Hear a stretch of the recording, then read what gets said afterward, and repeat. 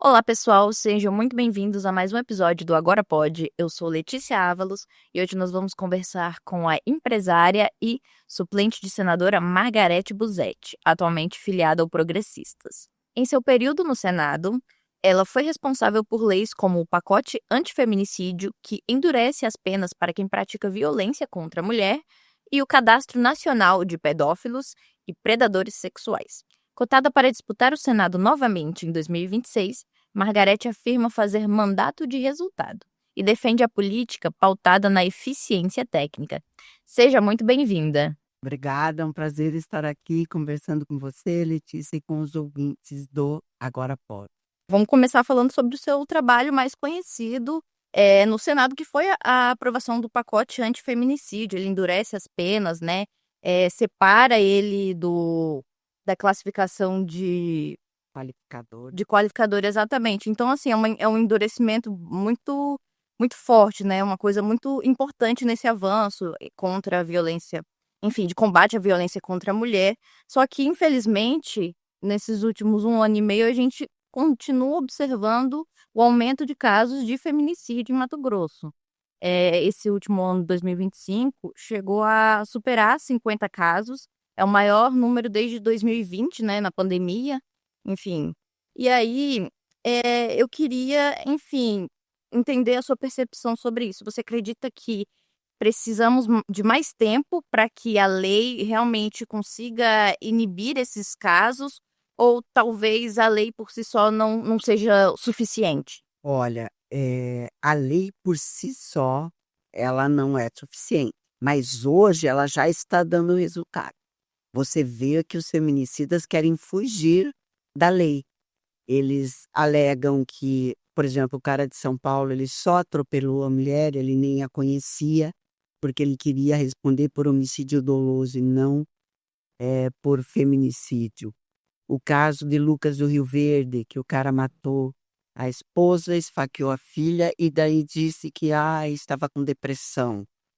Isso não é aceitável. Agora, o entendimento, estão havendo muitos casos que estão sendo condenados, tu vê os advogados deles tentando fugir da lei. Então, ela já está dando resultado. Mas, para inibir o feminicídio, nós precisamos de várias ações ao mesmo tempo. Eu até postei no meu Instagram, eu repostei, que acho que a Inglaterra vai ensinar nas escolas combate à violência doméstica permanente. E é uma das ações que a gente conversou com o governo do estado, que é a necessidade, e vai ser uma política pública também, estar na grade curricular, falar sobre violência, para que a criança identifique que aquilo é uma violência, para ele não reproduzir quando adulto. Sim. Porque é o que acontece, ele vive aquela violência diária do pai batendo na mãe, a mãe aceitando, ou tendo que aceitar, e ele acha que aquilo é normal. A filha, menina, acha que é normal a mãe apanhar. Então, essa reprodução, ela é quase que inerente à vontade dessa criança quando ela for adulta. Ela vai reproduzir o que ela viveu. Então, nós temos que ter várias ações, apoio a essa mãe, mas principalmente ensinar as crianças que isso está errado, que isso não é certo. E aí a educação, ela vem sempre em primeiro lugar, sempre em primeiro lugar. Você deixar esse crime autônomo e não mais uma qualificadora do homicídio foi um avanço espetacular, talvez muito maior do que a pena de 40 anos, que é a pena máxima que hoje a nossa Constituição permite. Mas ninguém mais pode desqualificar o crime agora. E essa questão da educação é algo que não tem como dar resultado a curto prazo, né? Seria mesmo a longo prazo. É para gerações. Nós vamos trabalhar aí 1, 2, 3 gerações para a gente ver um resultado na educação. É assim que acontece na educação. é um avanço que será geracional, não é algo que vai surtir efeito o ano que vem. Sim. Não, não vai ser assim. Mas é necessário iniciar, sim, porque eu falo que o pai sempre educava, e aí eu volto a 1, 2 gerações atrás, o pai era dono da filha menina. Ele se sentia o dono da menina. E quando ele casava essa menina, ele passava essa propriedade para o seu companheiro ou seu marido. E quando ele fazia isso, faz isso e ainda fazem isso, ele diz: olha, ela é tua, tu pode fazer o que quiser. E aí, se ela não quer mais viver com esse homem, não aceita a convivência da maneira como ele a impõe, ele a mata, ele a maltrata, ele. Nossa, e assim, não é no Mato Grosso, nós estamos no Brasil inteiro com uma epidemia de feminicídio. E não tem o que possa impedir um homem de matar uma mulher quando ele decide que vai matar. É muito raro você ter o Estado chegando na frente dele. É raro. Mas nós precisamos fazer tudo o que está ao nosso alcance, e eu falo que é um conjunto de ações. Não é, a lei foi o que restou a mim fazer, né? E como parlamentar, eu achei que era necessário, sim, fazer essa lei. E agora essa última que foi aprovada, que é o combate à pedofilia, ficou nos moldes do pacote antifeminicídio. Ficou maravilhoso também. São passos, né? São Pequenos avanços que no Isso. final vão fazer a diferença, né? Exatamente. E se eu me lembro bem, você já se posicionou publicamente a favor da pena de morte para esse tipo de crime também. Claro que aí não é tão fácil, não é só propor uma lei no Senado, é uma coisa muito mais complexa, né? Enfim, são cláusulas pétreas que teriam que ser reformuladas. Mas você acredita que isso seria uma solução mais, digamos assim, que teria um resultado maior, Mais melhor? imediato, né? Isso, mais Mais imediato. imediato, porque a pena de morte eu faço ressalvas nela, Uhum. tá? Eu sou muito favorável à prisão perpétua. E em casos, eu acho que teria que ser pena de morte, sim. Mas como a justiça nem sempre acerta, eu tenho algumas dúvidas quanto à pena de morte, mas quanto à prisão perpétua, de jeito nenhum. Mas não é algo fácil. Você precisa fazer um plebiscito, consultar a população e daí fazer uma nova constituinte. Uma nova constituinte não é brincadeira, é uma coisa muito séria. A última foi em 88 e eu tenho medo que ela possa até piorar do jeito que o parlamento está hoje. Os nossos constituintes podem piorar a nossa Constituição. Sim, às vezes querendo arrumar uma coisa ou outra, pode ser que piore algumas outras coisas, né? Exatamente, É porque um você mexe risco. em tudo, em tudo. Você vai rever judiciário, legislativo, executivo, defensorias, você vai rever tudo, tudo. É uma coisa gigante e que você tem que ter muita responsabilidade. Muita, muita, muita, sem influências políticas. E hoje está impossível fazer isso. Você comentou, né, enfim, que do jeito que o parlamento está hoje, isso poderia ser perigoso. Como que você avalia enfim, esse cenário no parlamento? O que que seria ruim na sua avaliação? Quais seriam os erros, os equívocos que estejam sendo cometidos pelos seus colegas? Não, não é erro, são as pessoas, elas assumem uma linha, de comunicação, de atuação, que eu acho que hoje está sendo muito ruim, porque você vê o embate, o tempo todo o embate. Eu já não aguento mais nem ouvir falar a palavra polarização, mas é um embate horrível um com o outro. É, um cria uma narrativa de um lado, outro cria uma narrativa de outro. Vamos lá. Lula falou esses dias que eu ouvi que o pobre não foi feito para estudar. Gente, eu falei, ele não é possível que ele falou isso. Eu não acredito que ele falou isso. Eu fui ouvir a fala dele, ele quis comentar que a primeira universidade foi feita muitos anos depois, 1290, me parece, depois que o Brasil foi descoberto, né? Mil- Então ele estava falando por que o pobre era feito só para trabalhar. E as pessoas pegaram essa fala dele e já jogaram na mídia como se ele tivesse falado que pobre nasceu só para trabalhar. Não foi isso. Porém, faço uma ressalva. O PT comandou a educação 17 anos seguidos. Por que não melhorou essa educação, né? Quando ele estava se referindo à educação. Então, o que eu digo é que o parlamento tem que parar com isso. Ele tem que ser mais responsável quando ele cria algumas narrativas, vai para o embate de algo que ele nem pesquisou, nem pensou. Eu teria dificuldade de pegar essa fala do Lula e acusá-lo disso. Eu teria dificuldade, porque não foi o que ele falou, Sim, sim. né?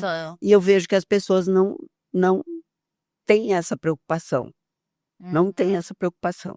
Eu nunca votei no PT, pela ideologia do PT, não por causa de pessoas. Mas se eu falo isso, qualquer coisa, o outro lado me chama de petista. Então, esse embate está muito raso, está muito baixo, está muito feio. E a gente só perde, né? Só Enfim, a gente perde, que só precisa, né? A perde. população que precisa da melhora na saúde, na educação, a gente só perde, porque Só a perde. gente acaba não avançando, Não né, naquilo avançando. que deveria. Exatamente. Sim. Enfim, tem outro projeto muito interessante, muito importante que você propôs e que acabou sendo aprovado, foi o Cadastro Nacional de Pedófilos e Predadores Sexuais, né? Se eu não me engano, é, foi uma ideia que surgiu depois daquele episódio, enfim, Sorriso. horrendo, em Sorriso, né? Foi. Se eu não me engano, foi a partir daí que surgiu essa ideia e virou lei.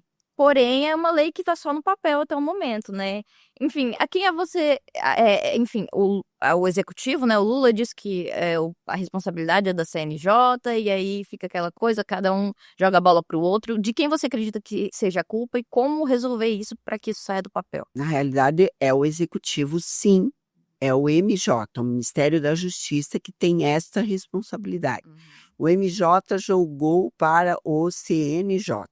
Nós trabalhamos mais ou menos uns 8 meses junto com o CNJ. Foi um grupo de trabalho grande para implantar o cadastro. De repente, vem o Ministério da Justiça e fala que não tem recursos. E aí eu vou pesquisar entre 2024 e 2025. O Ministério da Justiça e o Ministério das Mulheres deixaram de executar 2,5 bilhões de recursos aprovados no orçamento. Então, não era falta de recursos. É algo assim. Não é minha prioridade implantar o cadastro. Gente, isso é muito sério. Isso é muito sério. Eu fui pesquisar, Letícia, a morte a morte não, eu fui pesquisar o agressor e o bandido que matou as 4 mulheres em Sorriso, e não, porque ele já tinha sido condenado, não tinha nada sobre ele. Eu falei, gente, mas não é possível que não tenha nada. O que acontece? Tudo que é crime sexual corre em segredo de justiça. Então, você não tem para consulta processual e você não sabe nem se ele foi transitado, julgado, se ele foi condenado, qual é o crime desse cara. Agora, olha o absurdo que é. Você tem lá, se o cara é um traficante, está lá o crime dele para consulta processual a partir da primeira instância. Se ele é um homicida, se ele é um latrocida, se ele é enfim, todos os crimes estão lá. Mas se ele é um pedófilo ou um estuprador, não. Não tem nada. Quando eu vi isso, porque eu não sou jurista, não sou da área, mas quando eu percebi isso, falei, gente, vamos estudar para mudar essa lei. E mudamos a lei. Mudamos a lei. hoje é uma realidade. A partir da primeira instância, fica para consulta processual, não não é público, mas para consulta processual, caliu o crime desse cara e transitado em julgado, sobe para um cadastro público. Qual é a dificuldade de fazer esse cadastro? Se hoje nós temos reconhecimento facial, se hoje nós temos biometria, TSE tem biometria de todo mundo. Eu não entendo essa dificuldade. É a má vontade de não resolver.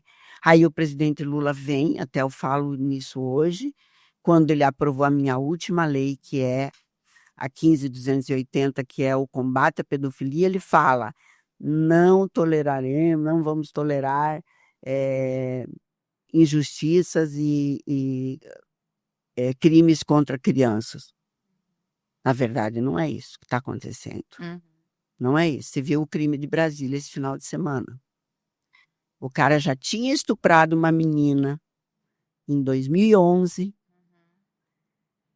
Aí em 2019... não, foi em 2019 ele foi solto. Ele estuprou outra. Aí ele estuprou a mãe. E aí, sábado à noite, ele estuprou e asfixiou, matou a enteada dentro de casa.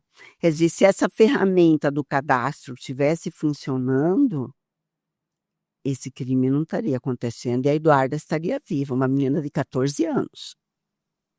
E sabe por que ele foi descoberto? Porque a mãe tomou a faca dele, a mãe, para proteger a filha. Ele já havia estuprado e esfaqueou ele. Então ele foi preso no hospital. Porque ele estava de... Então, assim, não é possível. Ele saiu numa saidinha.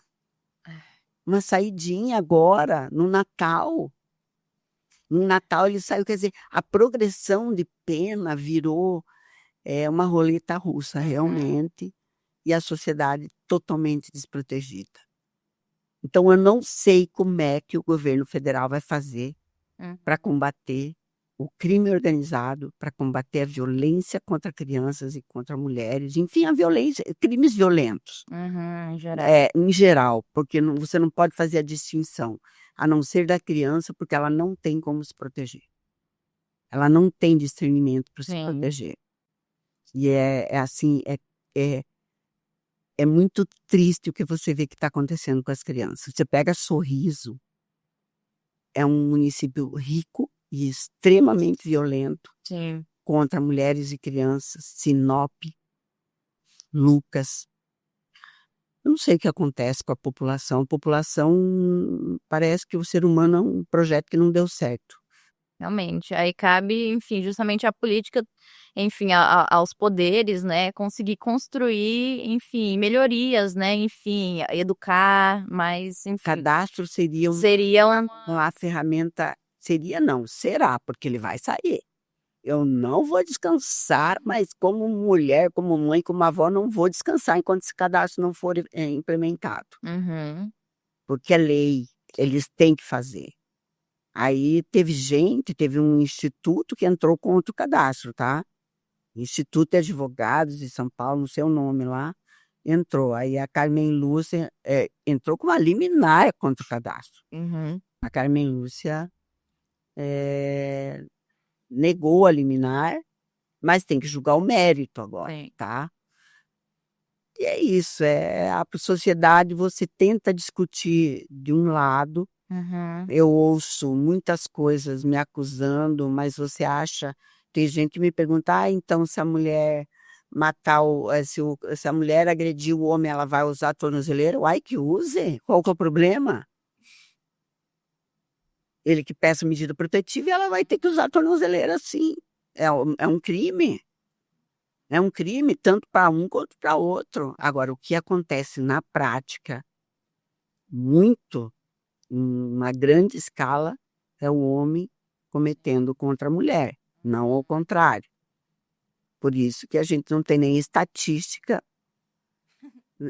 das surras que os homens Sim, levam. é verdade, né? Acontecer acontece, né? Mas assim, a proporção é completamente diferente, não tem nem Diferente. Não tem comparação. estatística, né? Exatamente. E sobre essa questão do cadastro, assim, é considerado polêmico realmente. Inclusive, o Lula sancionou com um veto, né? Que seria a permanência da pessoa no cadastro depois do cumprimento da pena até 10 anos depois, né? Enfim, Isso. uma coisa que, assim, desse ponto de vista de proteger as vítimas, ele cometeu, ele cumpriu a pena, porém, ele é um potencial, né? Enfim, um potencial abusador.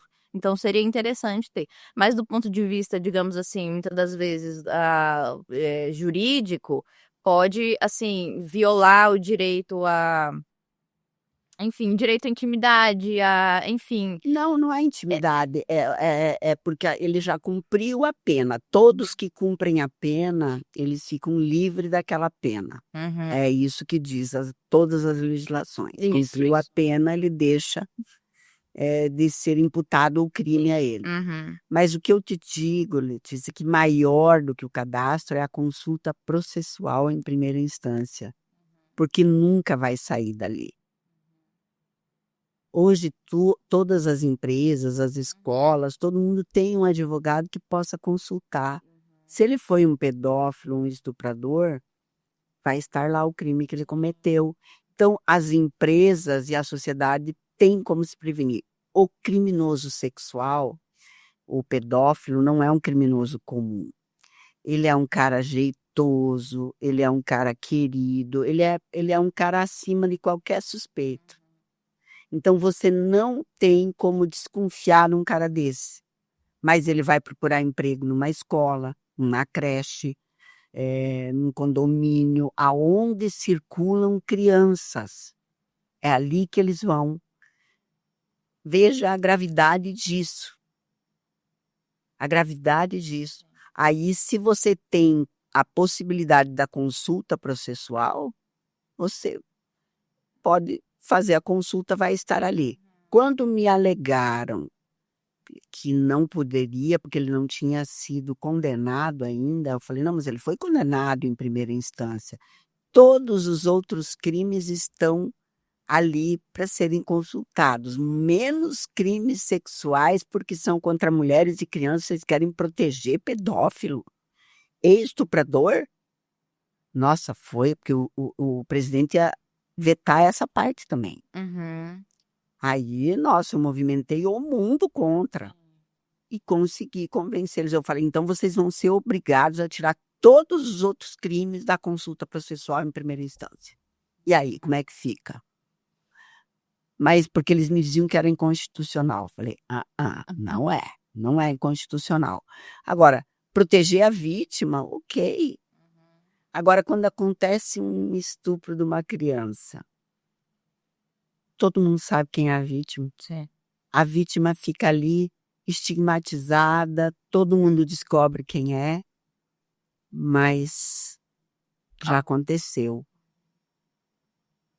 É muito triste, é muito triste. Quando eu fiz o cadastro, que eu chamei carinhosamente de Mulheres Calvo e Cardoso, né, que é esse crime do sorriso, essas 4 mulheres que morreram, eu não poderia avançar nesse projeto como eu avancei e depois fiz o pacote de combate à pedofilia, que é essa última lei, porque ela é necessária. Ela é necessária. O combate à pedofilia, e ele ficou assim, uma lei robusta, nos moldes do pacote do antifeminicídio. Se matar uma criança é 40 anos também. Então, as únicas 2 leis no Brasil que têm 40 anos de pena são minhas. As únicas 2. E todo mundo me dizia, você não vai conseguir passar, você não vai conseguir passar, você não vai conseguir passar. Eu falava, gente, vai sim. Quando a Câmara desvirtuou o projeto, que eu vi que não ia passar, falei, gente, deixa passar como tá, que eu volto ao Senado, já estava fora porque eu saí 1º de outubro, e eu vou trabalhar com os relatores do Senado para restituir, para resgatar o texto original. E assim foi feito. Olha, nós conseguimos aprovar e ela ser sancionada como saiu do Senado. Então você vê lá, você aumenta a pena, você pune o agressor, você cria um banco de DNA do agressor para que você possa evitar novos crimes. Você evita a progressão automática de regime, porque para ele sair da cadeia só com o exame criminológico, um psiquiatra testando que ele não vai reincidir, você cria o apoio psicológico, psiquiátrico para a vítima e a família, porque a marca não é só na criança, é na família, e também a medida protetiva automática para a criança, porque não existia a medida protetiva para a criança.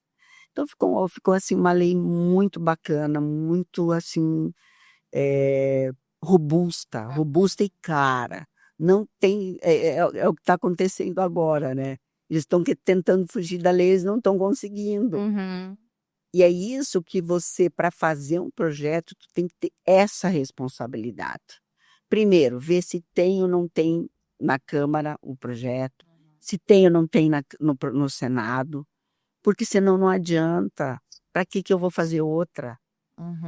Entendeu? Só para mudar algo naquele projeto, então eu indico uma emenda no projeto que já está lá. Eu tive essa responsabilidade. Tanto, Letícia, que eu protocolei 20 projetos no Senado. 20. Em 2 anos e 10 meses. Eu passei 9 no Senado, foram aprovados. 9. 4 leis sancionadas. É grande, né? Pelo tempo que você ficou, né? 2 anos e pouco. Realmente, tem muitos que passam um mandato inteiro ou mais e às vezes não conseguem tudo isso. É difícil aprovar uma lei, é difícil. Não é fácil. Mas você precisa estudar muito e você se convencer de que você também quer defender aquilo, né? Porque é muito difícil defender na área, por exemplo, de segurança pública. Eu tenho 3 projetos na área de segurança pública, 3 leis sancionadas. É algo que para mim é novidade, né? Eu venho da iniciativa privada, eu não... Mas quando você consegue entender, você tem que fazer uma junta, você tem que trabalhar com a equipe. E graças a Deus eu fiz uma equipe maravilhosa. Uma equipe que trabalhou muito e a gente trabalhava em sintonia. Isso é possível, isso não é possível. Então, isso é muito importante você ter. E aí o apoio da consultoria do Senado é assim que ela é maravilhosa. Nós pedimos nota técnica do Senado. E aí é possível você fazer. Agora, você apresentar uma lei por apresentar? Não, eu não faço isso. Não faço. Agora, mudando um pouco de assunto, né? Falando sobre um outro assunto que, querendo ou não, a gente vai ter que comentar um pouco sobre isso. Foi sobre o seu desentendimento com o prefeito Abílio. Tem mais ou menos umas 2 semanas. Foi numa mesa de diálogo, né? Enfim, ele tinha falado sobre as empresas do Distrito Industriário serem empresas fantasmas. Você, como é uma empresária do Distrito Industrial, você se posicionou, enfim, acabou gerando ali, enfim, um conflito. Você acha que ele exagerou ao chamar as empresas de empresas fantasmas? Ele estaria tentando apenas justificar essas mudanças no ISS, nesses incentivos fiscais? Como que você avalia essa fala do prefeito? Uma fala infeliz, desastrosa do prefeito, desastrosa. Porque no vídeo, inclusive está gravado, ele fala que lá são mais ou menos 400 empresas e a maioria fantasmas. Gente, eu estou no distrito desde o ano de 2000. Olha, eu não conheço nenhuma fantasma lá dentro. Agora, se tiver, é obrigação dele fiscalizar e cancelar a inscrição municipal dessa empresa. Ponto, acabou, não precisava. Agora, para justificar o aumento de 67% do ISS, ele falou das empresas fantasmas que o distrito não precisava de prestadores de serviço, que ele ia tirar de lá o incentivo para pôr para o centro histórico, maravilhoso, ele tem que incentivar o centro histórico, sim, mas não vem querer justificar o injustificável, porque ele aumentou o imposto, ele achou uma desculpa para isso e ainda me acusou para não responder o que estava na pauta, que era o ISS. Ele me acusou de ter votado na reforma tributária. Não estava na pauta, não estava na pauta. Então, o prefeito ele tem que mudar, e ainda está em tempo, se ele quiser, mudar a estratégia dele, porque isso está errado. Eu não vou me calar, não vou me calar, não vou me calar, e ele está totalmente errado na forma como ele está agindo. Uhum.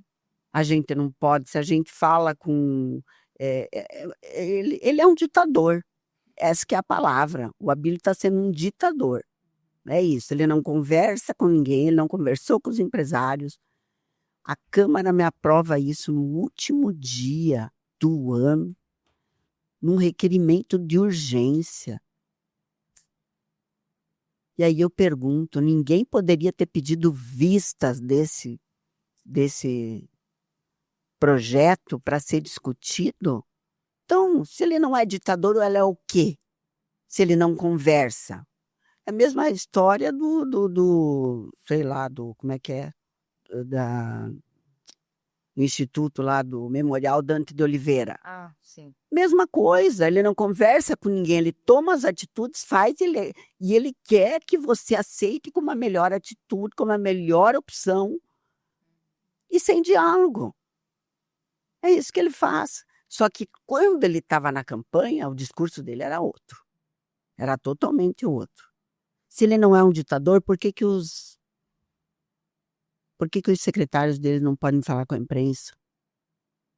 Não podem falar. Ninguém tem autorização para falar. Só podem responder a ele. O prefeito vive pautado pela rede social e isso é péssimo. A vice-prefeita também não tem muita autonomia, né? Inclusive para falar em nome da prefeitura também. Ah, ela que fala em nome dela, que é melhor. Sabe? Eu não vou me calar por causa de... porque assim, e ele é uma das pessoas. Ele me acusou, ele falou que para me eleger eu tinha que mudar para o Nordeste. Ele falou que ele não me vê voltando ao Senado, ele faz previsões, ele agora é a mãe de Ná. Mas ele devia cuidar da vida dele, não da minha. Se eu não vou me eleger, qual que é a preocupação dele? Entendeu? Mas ele joga, e aí que eu digo que as pessoas criam narrativas para daí se defender. Então, você acredita que ele realmente ele tentou desviar o assunto principal? Mas totalmente, totalmente. E quando ele disse, olha, eu saí da reunião porque eu falei, cara, eu não vou ficar na minha casa. Um cara que foi convidado, vinha aqui, não respondeu o que lhe é perguntado e acusar os outros. Não interessa, não interessa. A reforma tributária federal não estava na pauta. Ele vem querer dizer que vai aumentar, que aumentou de 5% para 27%. Deixa de ser ridículo. Ali estão 6 impostos incluídos. 6. Não é o ISS de 5 para 27. Então, ele realmente ele sabe usar as coisas para não responder o que lhe é perguntado e não ficar no foco do debate. E você, enfim, como empresária da capital, como é que você avalia esse primeiro ano de gestão? Do Abílio? Isso, do Abílio. Você já falou bastante ali da sua percepção, né? Tem algo mais a complementar com Não, relação à gestão ele dele? está simplesmente fora de sintonia de tudo que ele falou que iria fazer. O bom é que ainda dá tempo, se ele quiser. Se ele for humilde, se ele calçar as sandálias da humildade, porque usar camiseta não é ser humilde. Não é. É diálogo. Você ouvir o outro, você dialogar com o outro é ser humilde. É isso. Então, ainda dá tempo, se o prefeito quiser, trilhar um caminho para que a capital se desenvolva. Porque nós realmente não evoluímos em nada. Não adianta falar do passado. Eu não aprovei em nada a gestão anterior. Em nada. Absolutamente. Mas o caso do outro prefeito era de justiça. Ele não aumentou impostos do Distrito Industrial. Ele, sempre que foi chamado, ele dialogou conosco. E é isso que nós queríamos com ele. Diálogo. E nem isso ele nos ofereceu, né? Então, é isso. Eu acho que ele ainda tem tempo, se ele quiser, e calçar a sandália da humildade para poder fazer Cuiabá entrar no trilho do desenvolvimento, porque não está desenvolvendo, não. Não, a Continuar Eu enfim, tenho reclamação nas UPAs, eu tenho reclamação nos postos de saúde, eu tenho reclamação no São Benedito, eu tenho reclamação em todos os lugares, na limpeza urbana, eu tenho em tudo, nossa, todas as secretarias dele, todas, tudo está travado, tudo está travado. E ele acha que ele está fazendo uma maravilhosa gestão.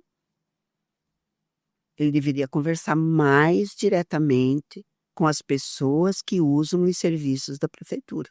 ele tem esse perfil muito centralizador, né? Chamam de centralizador. Você avalia que, na verdade, seria um certo autoritarismo, não só enfim, um perfil centralizador.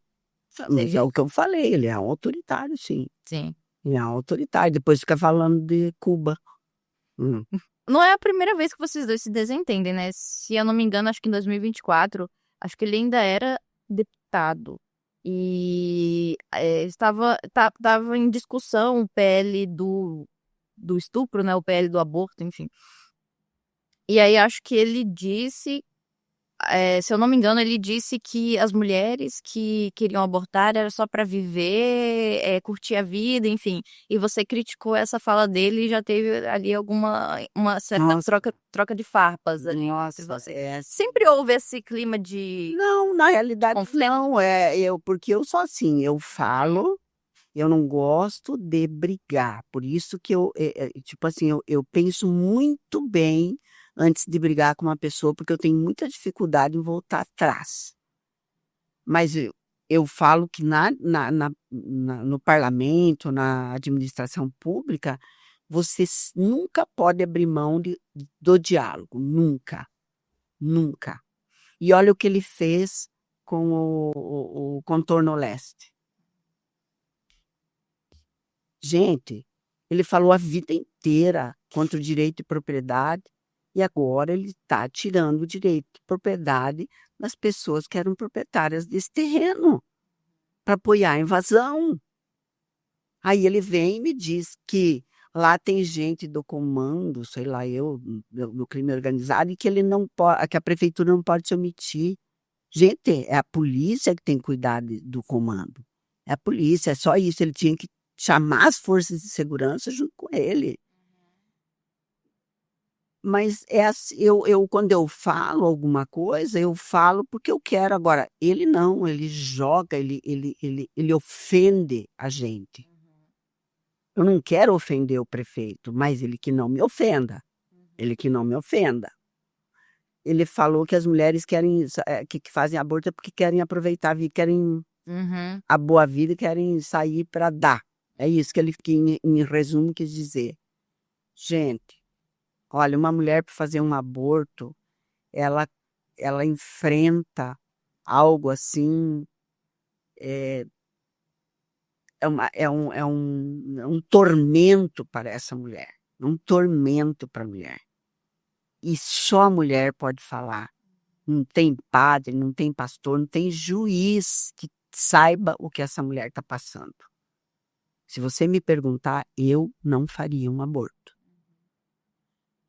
Mas eu me coloco na pele do outro, né? Eu me coloco na pele da pessoa, defendo a vida, sim, na concepção. Eu nunca fiz, não teria coragem de fazer, porque eu iria me entender com Deus e o diabo o resto da minha vida. Por questões religiosas mesmo, né? Mas para as coisas não são assim tão simplistas. Elas querem, é porque elas querem sair para dar, então elas vão fazer aborto. Gente, é inadmissível uma fala dessa, sabe? Inadmissível. Então, eu não vou me calar para a Bíblia nunca, mas nunca. E pode falar o que ele quiser. Quando ele me mandou para o Nordeste, ele desrespeitou o povo nordestino, porque lá vai para lá, que lá eles te elegem, como se lá fossem. Não é assim, né? Quando eu aprovei meus projetos, pergunto o que a Bíblia aprovou. Eu tenho 4 leis sancionadas. Ele ficou no parlamento. Ele ficou no parlamento. Ele não aprovou nada. Porque eu preciso dialogar com todos os senadores que estavam lá e com todos os deputados, sendo de situação ou oposição.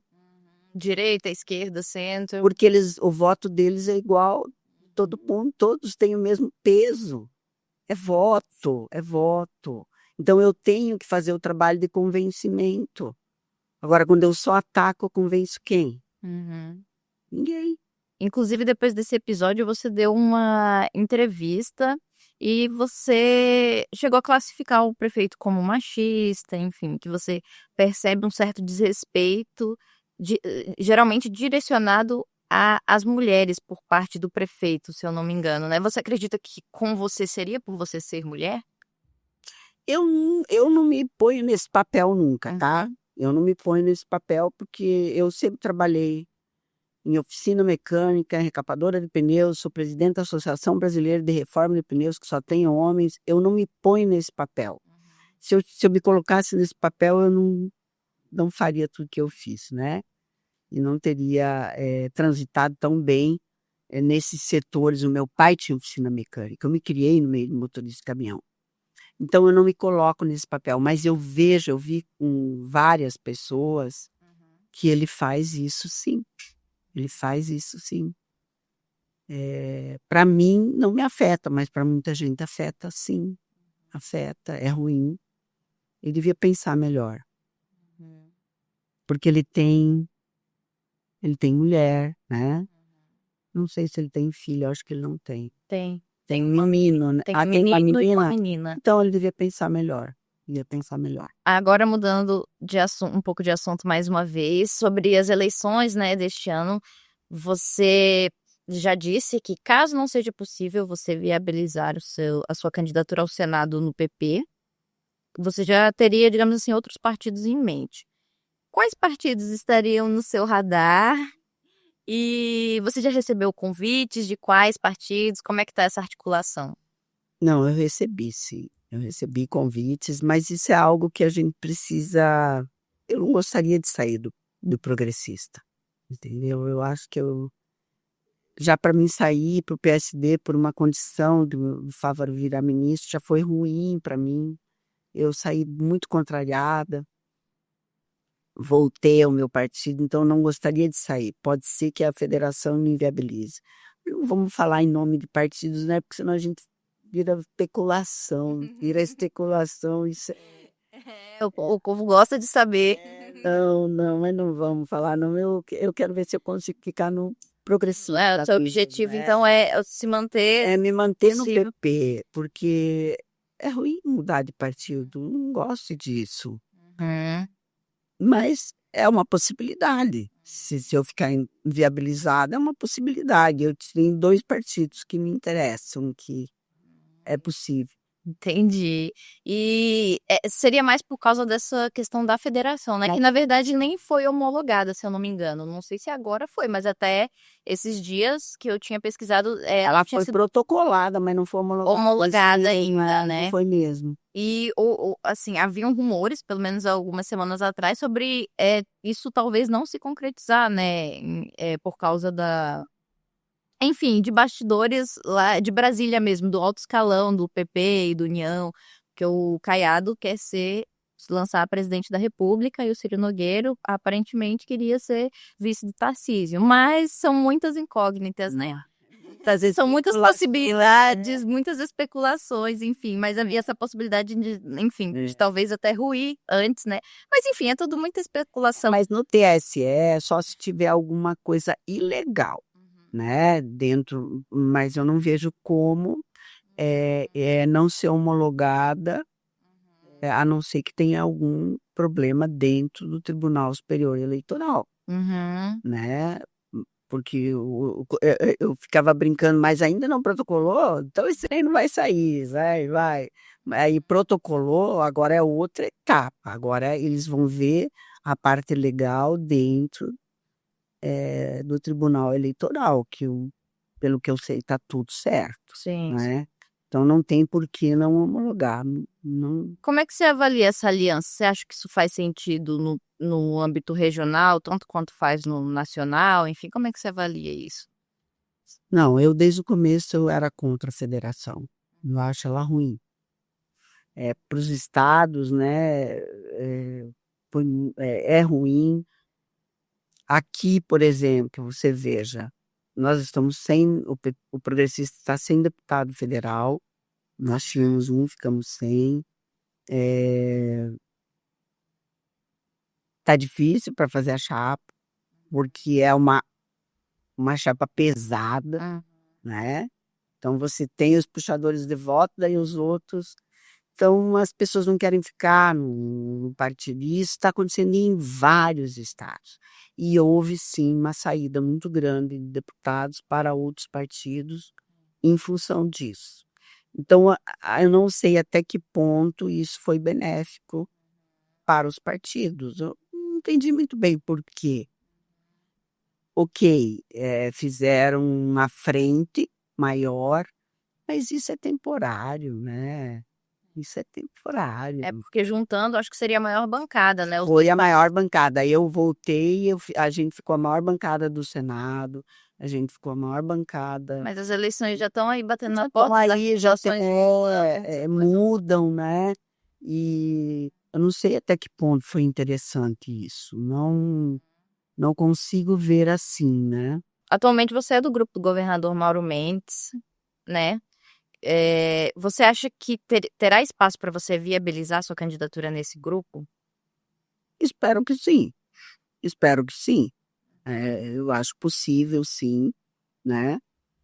E não sei como que vai ficar, não sei o que o senador Jaime Campos Sim. vai fazer, né? E é legítima a vontade dele, ele tem. Que essa segunda vaga aí tá meio, enfim, porque o Jaime pode disputar, o Mauro falou que tá garantida se ele quiser disputar o Senado, mas Sim. ele parece que quer disputar o governo, então fica aquela coisa se ele vai ou não vai ocupar essa segunda Então, vaga, né? é isso que eu te digo que pode me viabilizar, entendeu? Mas aí eu vou para outro partido, né? É só nessa hipótese. Sim, mas você pensa em outro partido que faça parte, digamos assim, desse espectro, não espectro, desse Desse grupo, grupo, né? Mauro, enfim, porque existem outros partidos que não vão estar necessariamente na federação, mas que estão ali na órbita, né? Que fazem parte dessas mesmas alianças. Você se imagina, você se vê mais ou menos por ali? Com certeza, eu não me vejo fora desse grupo, Uhum. né? Eu não me vejo fora desse grupo, sempre porque faz muito tempo que a gente caminha junto. Uhum. Então eu não me vejo fora desse grupo, né? Vou apoiar o candidato do governo, Uhum.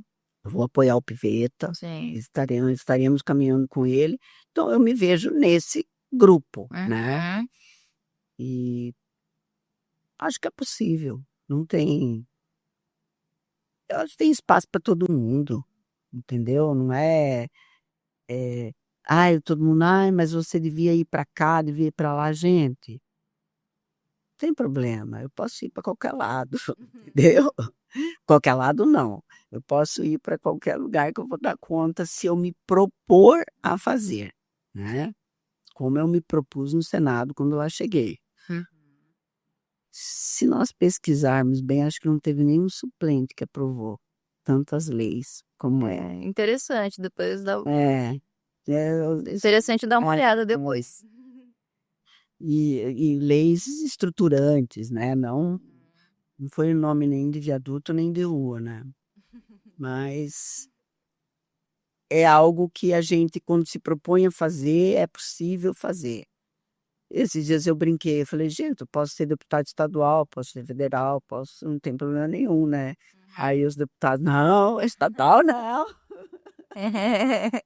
Pois é, então eu ia até perguntar se assim uma disputa a uma vaga como deputada federal está absolutamente descartada ou não. Não, não isso, mas dentro da própria federação existe uma chapa muito forte, entendeu? Então é o mesmo processo, Sim, é o mesmo problema para mim, sim. né? Então é escolher o problema, escolher as bridas que entram, né? Sim, isso é. Como você mesma comentou, em 2 anos e pouco você conseguiu aprovar muitas leis, né? Enfim, todas essas são Não 4. foram aprovadas, estão sancionadas. Sancionaram missão, né? Isso, sancionadas, exatamente. E elas, assim, tão relevantes, né? Digamos assim, para esses assuntos de segurança, de combate à violência contra crianças, Saúde, né? A lei da reconstrução da mama, Pois é. ninguém fala, mas ela é gigante. A mulher poder reconstruir a mama por qualquer tipo de mutilação, seja por acidente, por violência, por doenças necrosantes que tem, porque antes era só câncer maligno. Sim. E o plano de saúde não estava imposto. Uhum. Agora não, agora é qualquer tipo de mutilação e SUS e plano de saúde. É Uhum. uma lei fantástica. Um avanço, né, para as Foi a mais difícil de aprovar, assim, a mais demorada para ser sancionada, tá? Uhum. Porque tinha os planos de saúde, né? Então tem o setor em O si, setor, o né? setor ali. Então foram 4 leis bem, bem bacanas mesmo. Não foram. Você acha que seria justo que fosse mais fácil, assim, de viabilizar essa candidatura ao Senado, de encaixar você ali, por causa de todo, enfim, de todo esse resultado que você conseguiu trazer nesse curto período, né? Assim, ou seja, você mostrou serviço. Você acha que seria justo que fosse mais fácil de você colocar seu nome ali em uma chapa competitiva? Veja, eu vou te falar algo que eu sinto na política desde que eu participo do partido político. Uhum. É muito difícil para a mulher. Quando a mulher quer ser protagonista, é algo surreal o que acontece. Então você não vê eles só te chamam e abrem portas se você vai agregar ou se você vai ajudá-los a se eleger, né? É diferente do caso da federação agora, tá? Esse é um particular que acontece independente do meu resultado. Sim, é porque, Independente, enfim, é mais complexo, né? isso, exatamente. Mas é isso que acontece. É, a mulher serve para ser coadjuvante, ela não serve para ser protagonista. Os homens são os donos dos partidos, são os donos do poder, são os donos do orçamento. Para a mulher quebrar isso tudo aí, é difícil. E nem sempre na política resultado é o que interessa. Infelizmente. Infelizmente. Você veja, eu não tive direito a emendas parlamentares. O Fávaro ia, voltava, pegava tanto as emendas individuais quanto as de bancada. Ele não me deixou R$ 1 de emenda. Ok, era um direito dele, né? Se eu acho certo ou errado, não importa. Mas era um direito dele. Eu consegui alguma emenda de comissão. Mas é assim, o resto do resto, né, que você consegue. E as minhas são todas direcionadas, certinhas, tá ali no portal da transparência, tudo muito, muito, muito, muito certo. Uhum. A minha pergunta é: emenda tem mais valor do que leis sancionadas para a população? A população é que tem que definir isso, né? Mas na política, parece que isso é o que importa. Hoje, o legislativo tem direito a um valor de emendas que é um absurdo. É um absurdo, é um absurdo isso. Isso é surreal. Você vê que é- ela é usada para barganha. Barganha do executivo com o legislativo quando quer pressionar o executivo, e assim vai. Olha, no final do ano, o Congresso aprovou um monte de coisa fora do orçamento para o governo federal, um monte de coisa fora do orçamento, porque o governo precisava, por causa da responsabilidade fiscal, né? Então, fora da meta ficou um monte de coisa. Em troca da dosimetria. O que aconteceu? Lula vetou a dosimetria. Bem feito, Congresso. É o que eu acho, sabe? É o que eu acho. Eu não sei se isso tá, se é assim, eu acho errado. Erradíssimo. Erradíssimo. Ok, as emendas, por exemplo, o senador Jânio Campos foi o que mais trouxe emendas. Ele chegaram aos municípios, os municípios, mas está certo o município viver com o pires na mão, pedindo, implorando emenda. Daí o senador vai lá e dá emenda, entendeu? Eu acho isso um absurdo. Ele teria que se manter, esse município teria que ter condições de se manter e não está tendo. Por quê? Porque o pacto federativo não está funcionando? Então vamos rever esse pacto. Eu, sinceramente, na política, eu acho muita coisa errada, muita mesmo, né? Assim, é algo que deixa a gente até entristecida, porque tu não vê luz no fim do túnel, né? Quando que isso poderá mudar? Você comentou que vai continuar lutando pelo cadastro, né, nacional dos pedófilos e predadores sexuais. Você, num possível retorno ao Senado, isso é uma das suas pautas que você vai querer defender, enfim, ir A atrás. primeira coisa que eu vou marcar uma audiência com o ministro da Justiça. Saber por que não a implantação com o ministro do STF, porque o mesmo ministro do STF é o ministro, é o presidente do CNJ, né? Então hoje é o ministro Fachin. Então eu preciso ver com ele, primeiro que seja julgado por o mérito dessa ADIM que estava lá, né? Uhum. E também saber da possibilidade da implantação, que é o CNJ que vai ter que implantar. É o Conselho Nacional de Justiça, Uhum. né? Então, o caso lá que eu mostrei ontem, por exemplo, tem muita coisa errada que está acontecendo. O cara de Sorriso que tentou estuprar lá, quantas passagens pela polícia? 15 passagens pela polícia. E o CNJ entende que o policial não pode, a polícia recebe o alerta da tornozeleira eletrônica, mas não pode ir lá prender o camarada. Não pode, porque tem que pedir um pedido para o juiz tem que fazer uma audiência para daí expedir. Até ali ele já cometeu o crime, já matou, já roubou, já estuprou, já fez tudo. E o CNJ está lá deitado em berço esplêndido achando que isso funciona? Tem muita coisa errada, então não são as leis. Leis existem muitas. O problema é como a justiça cumpre essa lei, determina que essa lei seja cumprida. A execução. A execução da lei. A lei sozinha é uma lei. É como o cadastro, tá lá. O que aconteceu? Nada.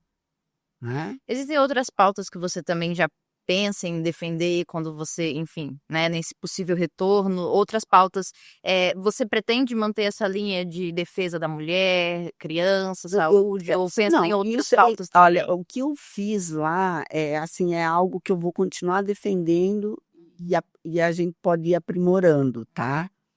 Mas tem muita coisa que eu considero que são funcionais. Mas eu tenho um projeto lá, que é o 854, que é o projeto que isenta de reserva legal o pequeno produtor rural.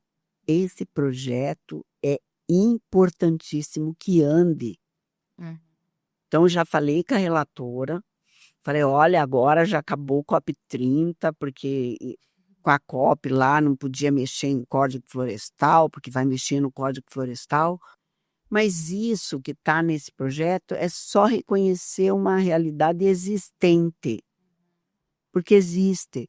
Só que como o governo não assume, não regulariza, eles ficam ilegais.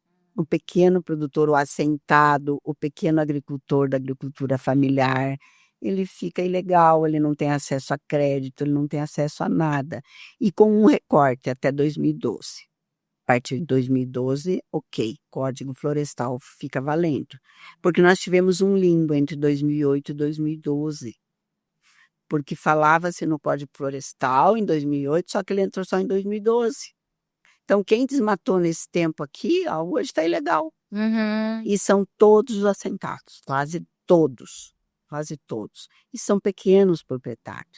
Então, o projeto fala de pequenos propriedades rurais até 4 módulos. Se isso passar, gente, vai ser assim, maravilhoso para o pequeno produtor rural. O que mais precisa dos incentivos, né? Isso, que hoje está sem. Ele não consegue se regularizar, ele não consegue o CAR, ele não consegue nem existir. Sabe? Então, esse é um projeto, para mim, a menina dos olhos hoje.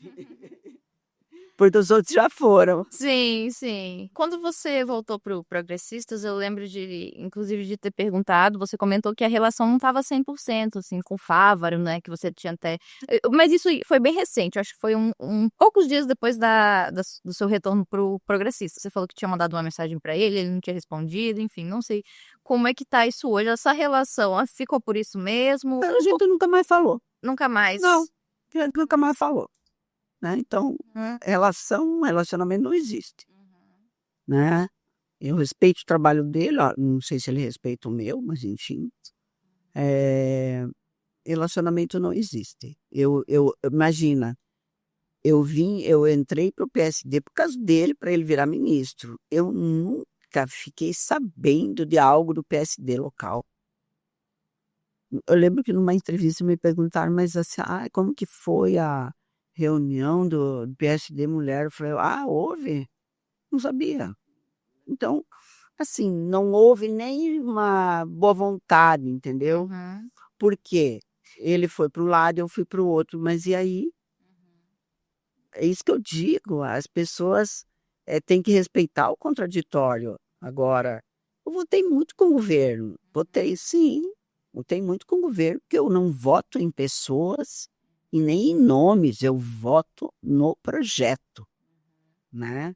Então, é algo que eu não consigo entender. Isso. Agora, eu também não gostei da posição dele, quando ele foi apoiar aqui Manuel Pinheiro e Márcio Pinheiro. Eu não gostei. Ele não precisava fazer isso.